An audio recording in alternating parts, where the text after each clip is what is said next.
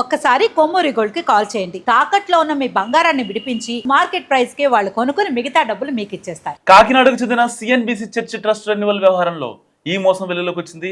Church trust renewal చేయించాల్సిన అవసరం ఏర్పడటంతో అప్పట్లో అధికార పార్టీకి చెందిన ఎంపీగా అత్యంత పలుకుబడి ఉన్న నేతగా ఉన్న నందిగం సురేష్ను ట్రస్ట్ సభ్యులు ఆశ్రయించారు. తన పరపతితో ఆ పని సులువుగా చేసి పెడతానని, అందుకు భారీగా ఖర్చు అవుతుందని కూడా సురేష్ చెప్పినట్టు సమాచారం. ట్రస్ట్ రెన్యువల్ కోసం ఏకంగా 25 లక్షలు ఇచ్చేలా ఒప్పందం కుదిరింది. ఇందులో భాగంగా 2021లో ట్రస్ట్ సభ్యులంతా కలిసి ఉద్దండరాయనిపాలెంలోని నందిగం సురేష్ నివాసానికి వెళ్లారు. అక్కడే స్వయంగా ఆయనకు 25 లక్షల నగదు అందజేశారు. డబ్బు తీసుకున్న తర్వాత ఎంపీ గారు తమ పని వెంటనే పూర్తి చేస్తామని చెప్పి బాధితులకు అభయహస్తం చూపించారు.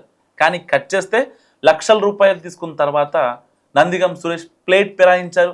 ఏళ్లు గడుస్తున్నా ట్రస్ట్ రెన్యువల్ పని మాత్రం ముందుకు సాగలేదు.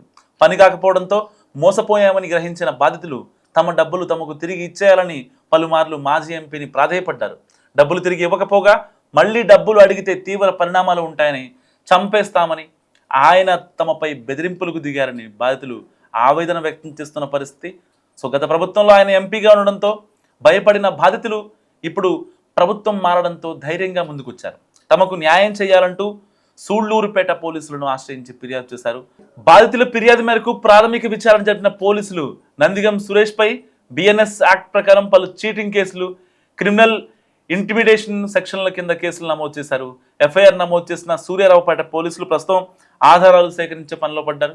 ఏ క్షణమైనా ఈ కేసులో నందిగం సురేష్ను అరెస్ట్ చేస్తారని చాలా పెద్ద ఎత్తున ప్రచారం జరుగుతోంది.